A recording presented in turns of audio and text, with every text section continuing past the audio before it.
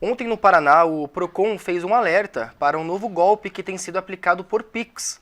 Segundo o órgão, o golpista se passa por gerente de banco e solicita que as vítimas façam transferências financeiras para falsos testes na conta dela. Apesar de ser um alerta que vem de longe, a gente também tem que se atentar porque é um alerta que serve para todo o Brasil, é um golpe que já tem acontecido por todo o território, inclusive aqui no nosso estado de São Paulo. E para nos alertar melhor sobre como não cair nesse golpe, a gente conversa agora com o advogado joseense Fábio Asdente. A gente recebe aqui no estúdio. Fábio, muito obrigado pela sua presença. Aqui no estúdio participa também dessa entrevista o jornalista José Guilherme Ferreira.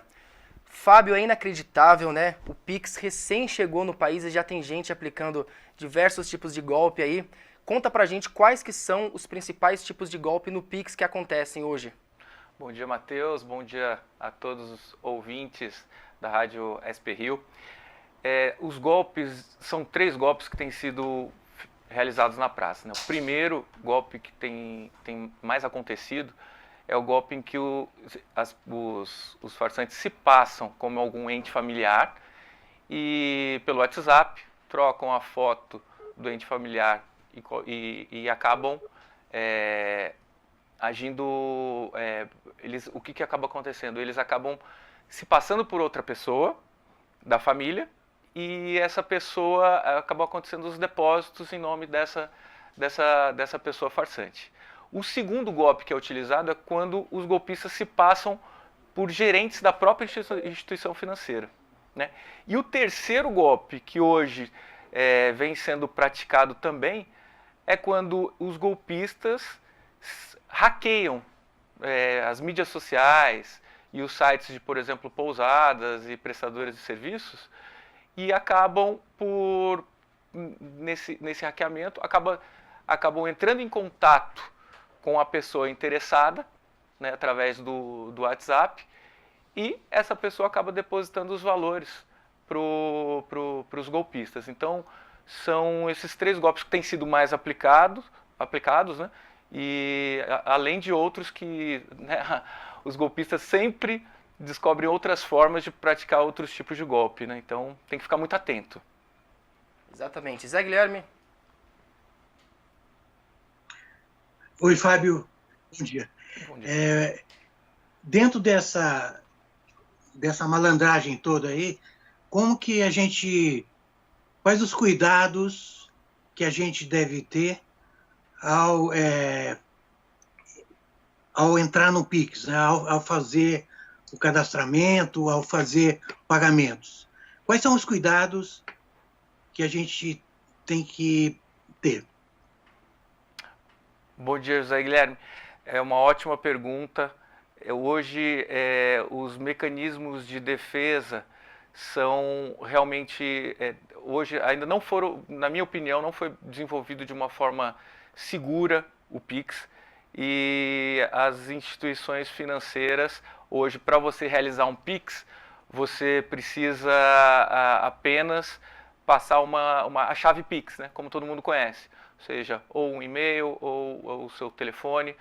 E anteriormente, as transferências eram feitas através do CPF. A pessoa tinha que fornecer o CPF para fazer a transação por TED ou por DOC. Então, hoje, principalmente quando você vai realizar uma transferência por Pix, você tem que tomar todas as cautelas necessárias para saber se realmente a pessoa que está recebendo é ela mesma, né? Essa é o grande dever do consumidor. Ou seja, desconfie sempre, né? Tem um professor da faculdade, segundo ano, o professor Álvaro Vilaça, que ele dizia assim, a gente tem que desconfiar sempre de todas as pessoas. Aí os alunos perguntavam, pô, professor, a gente tem que desconfiar inclusive dos nossos pais? E ele falou, sim, sempre desconfie, a gente sempre tem que estar atento. E hoje, nos tempos de hoje, esse conselho é muito usual, né? Matheus. Fábio, quais que são as consequências legais que o golpista pode sofrer, né? Qual que é o entendimento do Tribunal de Justiça de São Paulo depois que uma vítima denuncia esse golpe, né? Aliás, duas perguntas. Como que a vítima pode denunciar esse golpe e quais que são as consequências legais para o golpista? Legal, Matheus. Acho boa essa pergunta para a gente esclarecer para todos os ouvintes. A gente divide em duas partes. A primeira é a parte criminal, né? A condenação criminal dos golpistas. E a segunda é o ressarcimento que o correntista e a vítima tem que pleitear. Então, em primeiro lugar, é o boletim de ocorrência. Hoje é muito prático você fazer um boletim de ocorrência. Hoje, pela internet, você consegue. E assim que você faz o boletim de ocorrência, é muito importante você comunicar rapidamente o banco. Por quê? Porque o principal argumento dos bancos hoje, nas defesas judiciais, tem sido que a vítima demora muito tempo para reportar esse problema perante as ouvidorias dos bancos, e aí o dinheiro acaba sendo rastreado pelo golpista e o banco não tem a oportunidade de reaver esses valores. Esse argumento dos bancos não tem tanta... Sim, é importante, sem dúvida, reportar rapidamente, mas o Banco Central já colocou 2 medidas para que esse dinheiro seja recuperado. Primeiro, o bloqueio cautelar e segundo, o mecanismo especial de devolução. Ou seja, o banco ele tem que receber o boletim de ocorrência, a reclamação do correntista e assim, ele tem 7 dias para averiguar o que aconteceu, certo?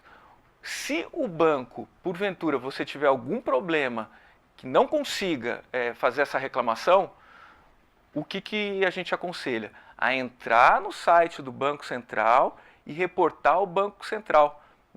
Fale conosco do Banco Central. É muito importante essa medida, o quanto mais rápido possível, né? E a gente sabe que existem aí diversos bancos, né, diversos nomes de bancos, bancos públicos, bancos privados, e com certeza cada um segue um procedimento depois que recebe a denúncia, né? Como que é isso? Isso varia de acordo com o banco? Existe um padrão? Cada banco faz de um jeito? Como que funciona isso? Olha, é assim, perfeita a sua observação, que a gente tem que alertar. Os bancos, nas defesas, na maioria deles, eles têm alegado que é a culpa exclusiva da vítima. O que isso quer dizer? Quer dizer que, olha, se a pessoa concedeu a senha dela, se a pessoa concedeu as informações que o golpista pediu, o banco não pode fazer absolutamente nada.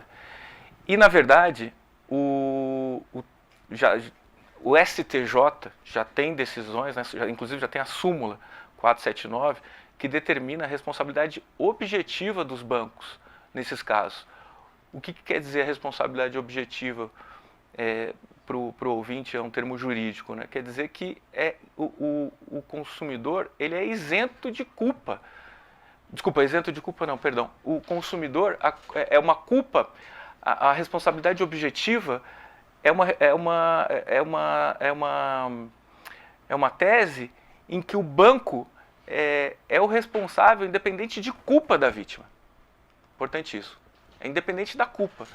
Ou seja, o banco ele tem que responder pela segurança, né? Não é à toa que os encargos são altos dos bancos, né? Então ele tem que responder pela segurança, ele tem que conscientizar o correntista, né? Na maioria das vezes os bancos alegam que fazem campanhas de conscientização pelos sites, mas é muito importante as ferramentas os bancos desenvolverem ferramentas apropriadas para que esse dinheiro consiga retornar ao correntista, né?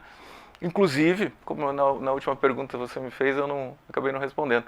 O TJ já tem 2 decisões, né, que cita o Código de Defesa do Consumidor, no seu artigo 14, da responsabilidade dos bancos como prestador de serviço. E por ser prestador de serviço, ele tem que prestar essa segurança, ou seja, ele é o nosso guardião do nosso dinheiro, né? Então, por esse motivo, ele tem que nos dar esse respaldo. E também, eu acho que cabe aqui ressaltar que a maior parte das vítimas nesses golpes tem sido os idosos, né? já tem algumas estatísticas que mostram que de cada 10 idosos, 3 já foram vítimas desses golpes, né? E Fábio, ainda falando sobre essa questão dos bancos, né? Muitos bancos oferecem para os clientes as chamadas contas premium, né? Cada banco chama de um nome, mas geralmente o cliente ele tem uma taxa maior, né, na sua conta corrente, ele paga um valor a mais pela sua conta corrente para receber, em tese, um atendimento diferenciado, né? Esses clientes premium dos bancos, eles recebem de fato um atendimento diferenciado dessas instituições? Infelizmente não, né? A gente vê a postura dos bancos, uma postura na parte comercial e a outra postura é quando acontece o litígio judicial. No litígio judicial, em alguns casos, eu já vi os bancos alegarem que pelo fato do cliente ser um cliente personalizado, normalmente ele faz essas transações de alto valor. Então, o banco não tem responsabilidade. E é o contrário, como você bem colocou, Matheus. Se a pessoa paga uma taxa maior, ele tem que ter uma proteção maior, né? Então, para você ver qual tem sido a postura das instituições financeiras, né? Cabe aqui ressaltar que o interesse não é uma discussão ou uma culpar os bancos, né? E sim aumentar a segurança. Né? Aqui a gente não está para criticar o sistema Pix.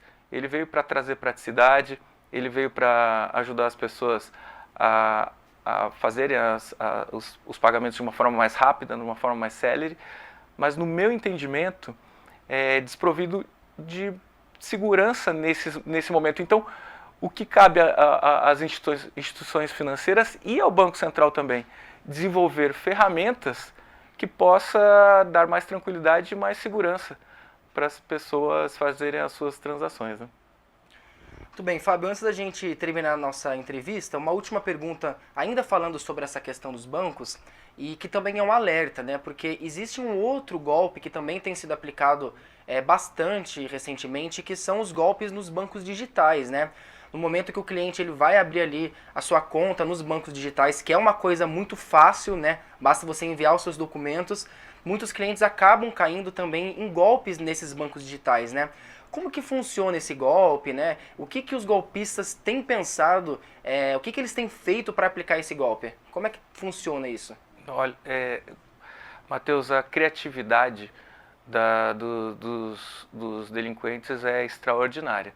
Então, os bancos digitais, mais uma vez, eles são rápidos, são céleres em abrir as contas, mas muitas vezes desprovido de segurança. Hoje, para você abrir uma conta no banco digital, você precisa tirar uma foto sua pessoal, do seu celular, e tirar uma foto do seu documento, né? Isso é o que eles têm pedido hoje. Para você ter uma ideia, alguns bandidos, o que eles têm feito? Eles pegam a vítima, colocam a pessoa num cativeiro durante 4, 5 horas, pede para que elas tirem foto delas mesmas, tirem foto do documento, libertam a pessoa e com esses dados eles vão nos bancos digitais, abrem uma conta e acabam utilizando essa vítima como laranja do dinheiro e acabam utilizando a conta dessa pessoa para usar como circulação de dinheiro sem precisar utilizar o nome dele. Então, mais uma vez, a gente não tem que ser contra a modernidade, claro, a praticidade. Um banco digital para ter essas ferramentas é ótimo, mas voltar àquele tempo em que o face-to-face com o correntista, ligar para uma confirmação, olha, é você mesmo que abriu a conta, todos esses mecanismos eu acho que tem que ser novamente discutido.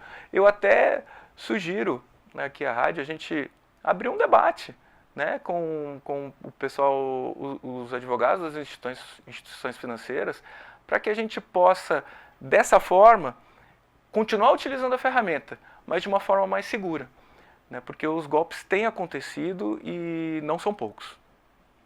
Muito bem, a gente conversou aqui com o advogado Fábio Asdente, formado pela Universidade Presbiteriana Mackenzie e especialista em Direito Imobiliário pelo Secov de São Paulo. As redes sociais do Fábio e o WhatsApp dele, o contato dele, está passando aí na sua tela. Muito obrigado, Fábio, pela sua participação aqui no Jornal de hoje. Seja sempre muito bem-vindo e bons trabalhos para você. Eu agradeço, Matheus, pela oportunidade.